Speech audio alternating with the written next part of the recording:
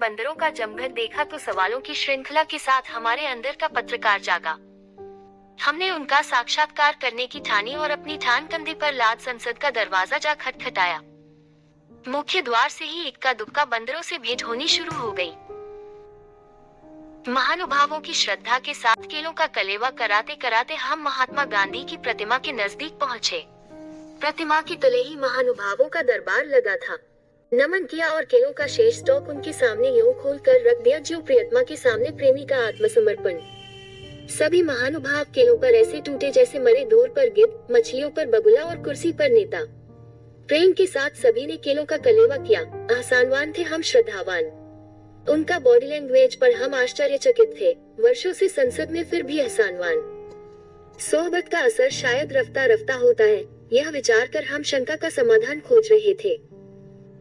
तभी युवा बंदर ने दांतों पर चढ़ी होठों की परत उठाए और बोला, पत्रकार भी चारा खाते हैं, ताबूत चबाते तोप गोले निगल जाते हैं, हमें केले खिलाने वालों के हाथ में बड़े दुरुस्त होते हैं। युवा बंदर के कटाक्ष सुनकर सूरजमुखी सा चेहरा गुड़हल सा मुरझाया। हम कुछ कह पाते तभी हमारे थोबड़े पर उतर आई 12 खड़ी पर उनका नेता सुखिया बोला, नादान है, शैतान है, सोहबत का असर है, इसकी बातों पर न जाना, माफ करना। उसे नहीं मालूम कि सभी इंसान चारा भक्षी नहीं हुआ करते। सुखिया की बात से हमारे ज्ञान में भी इजाफा हुआ कि सभी बंदर बंदर नहीं हुआ करते, जिस तरह सभी इंसान इंसान नहीं होते। खैर, सुखिया के सामने हमने अपनी मंशा जाहिर की। सुखिया ने कहा, पूछिए। हमने पहला और सीधा सवाल किया, संसद में बंदर क्यों? सवाल सुखिया से किया था, जवाब चपल चंचल बंटी ने दिया। अंदर वालों से वंशानुगत लक्षण काफी मिलते हैं। दादा डार्विन का सिद्धांत सच लगता है।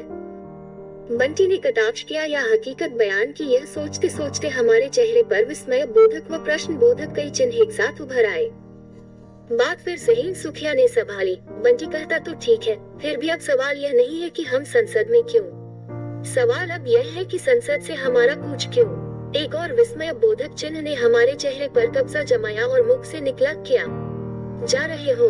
निराशा भाव के साथ सुखिया बोला, हाँ बरखुरदार, अब यहाँ से जाना ही बेहतर है। मगर क्यों? लंगूर के भय से, हमने पूछा। नहीं नहीं, दरअसल हमें निराशा हाथ लगी। हम संसदीय मर्यादा सीखने आए थे। हमारा राजा उसे जंगल में लागू करने की इच्छा रखता था, मगर यहाँ तो अपनी बात पूरी किए बिना ही सुखिया ने मुंह बंद कर लिया। शायद संसद की गरिमा का ख्याल रखते हुए। मगर अभी तो आप वंशानुगत लक्षणों की बात कर रहे थे। हमारा अगला सवाल था। हाँ, वंशानुगत लक्षण भी मिलते हैं और अंदर वालों ने हमारी खाओ फड़ो छीन झपट नीति भी अपनाई है, मगर लगता है हमारी नीति को उन्होंने अपनी संस्कृति बना लिया है। सुखिया ने जवाब दिया। हमारी उत्सुकता ने पांव पसारे और हमने पूछा, क्या मतलब? सुखिया बोला, नीति और संस्कृति में अंतर है। नीति वक्त जरूरत पड़ने पर अपनाई जाती है और संस्कृति जीवन का अभिन्न अंग होती है।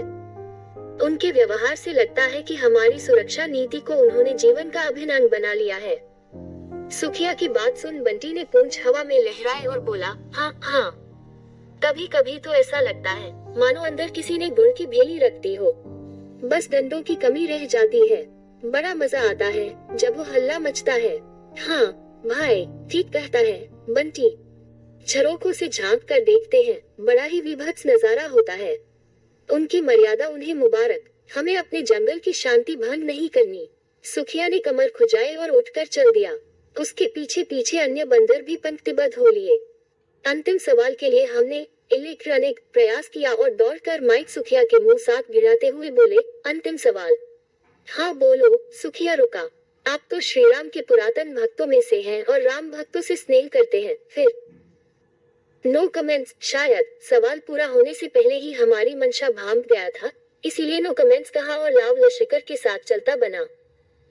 हमारा अधूरा सवाल और सुखिया की नो कमेंट्स। कुछ करते करते सुखिया संसद और राम दोनों की गरिमा का ख्याल रख गया।